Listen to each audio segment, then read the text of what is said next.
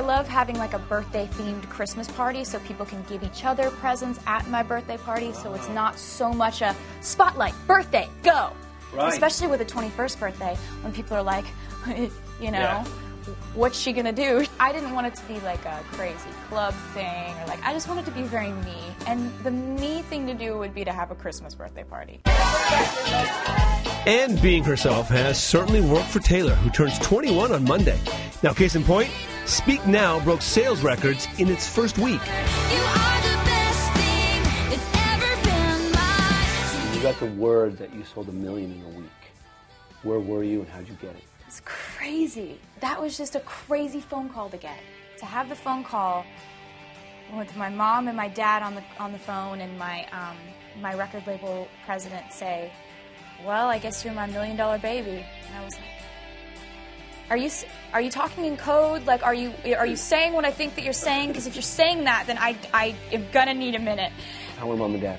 Oh, my mom was screaming, my dad was screaming. I've never heard my dad scream that high-pitched before. Adding to her already packed resume, Taylor is the face of a new generation of makeup, CoverGirl Nature Luxe, which launches in January. Growing up, did you ever think that you would be now the face of CoverGirl? It's pretty crazy.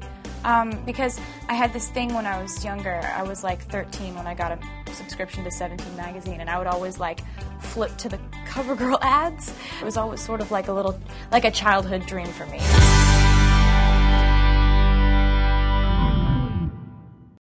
You make an album, you put together songs, you write them, you put the instruments behind them, and that album is nothing without the fans deciding that they want to apply those songs to their life. And it's a wonderful, magical process to watch a song that I wrote about my life and my situation that I was going through, watch that go out into the world and have someone else apply that to their life and their situations that they're going through. And it's really wonderful because they do everything to make the stages that I stand on big and the crowds out there, like, this is wonderful. I'm really appreciative of them. When you got the word that you sold 1 million in a week, where were you and how'd you get it? It was crazy. That was just a crazy phone call to get. I remember being on the phone, and the whole first week of Speak Now being out, I didn't want any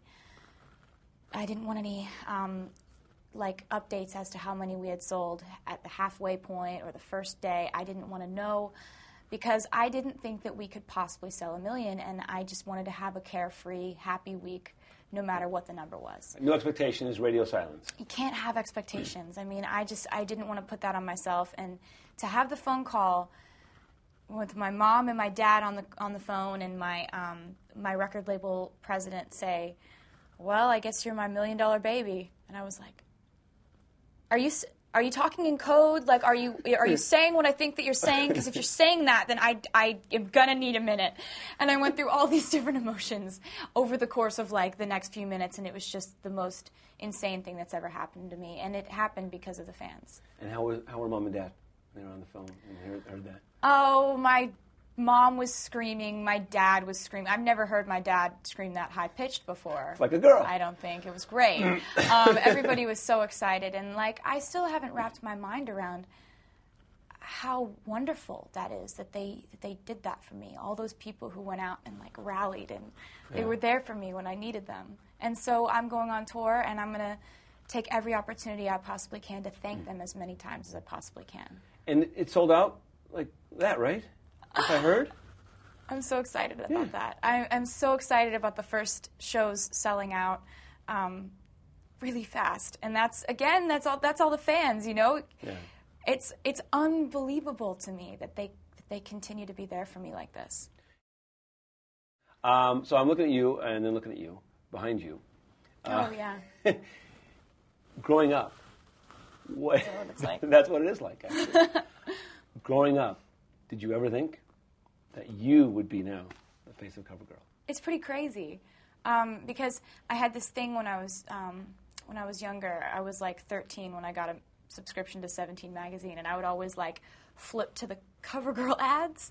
Yeah. I just had this thing where I always like really liked seeing what was going on in those ads, and I just always thought it would be really cool and like completely out of reach and could never happen. But it was always sort of like a childhood dream for me. And to be included in that family now is like, it's just unbelievable. And I really appreciate it. It's been really fun.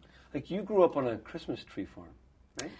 I did. I grew up on a Christmas tree farm, which makes this time of year really exciting for me. Do you have like the urge any time to go cut down a tree or haul one off? You just get an urge every once in a while. You're like, I need to go cut down a Christmas tree. No, no. It's not like that. No. I was actually more of the helper because my parents and my brother, they were like strong enough to carry Christmas trees. Not when he was younger, but I would go around and like, this is so stupid. I would go around and pick the praying mantis pods off the trees so that when people bought the trees, they wouldn't have bugs hatching in their houses. Yeah. I was very helpful. That was extremely helpful. Yeah. More so than cutting it down, I think. It's pivotal. Because an infestation. My point was, going from it is pivotal. Going from the Christmas tree farm and being a young girl, I can imagine you going through the pages of a magazine, and then now it's almost like a Disney story, that you've had this great career, and to this point now that you're on the face of CoverGirl. It's fun. The fans have done so much for me and put me in such a fun place, where I get to try stuff like this. And I love makeup.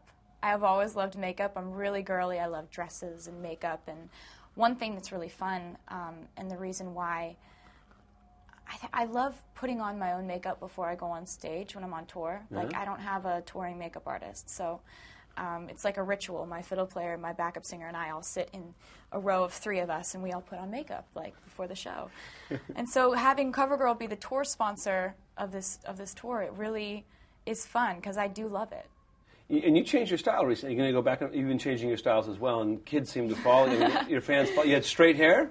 Yeah, I always am trying different things with award shows. I can't quite make up my mind.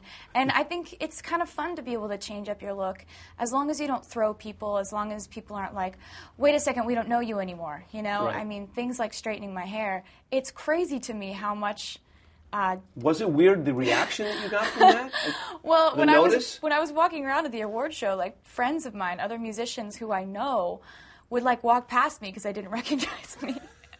And I'm like, is it really that different? I mean, and then afterward, the response was really, really nice. I loved that people, I don't know, just paid attention that much. Wow, you're not even 21. You're turning 21 in a month or something? I'm turning 21 on December 13th. So, do you get kind of gypped?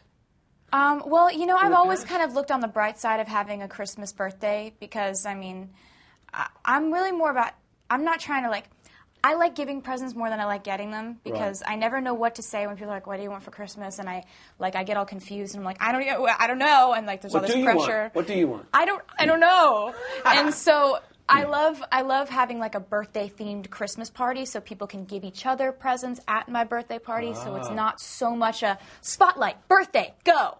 Right. Especially with the 21st birthday when people are like, what's she going to do? They're going to kidnap you, take you to Vegas on a crazy, Yeah, and I didn't want it to be like a crazy club thing or like, I just wanted it to be very me. And the me thing to do would be to have a Christmas birthday party.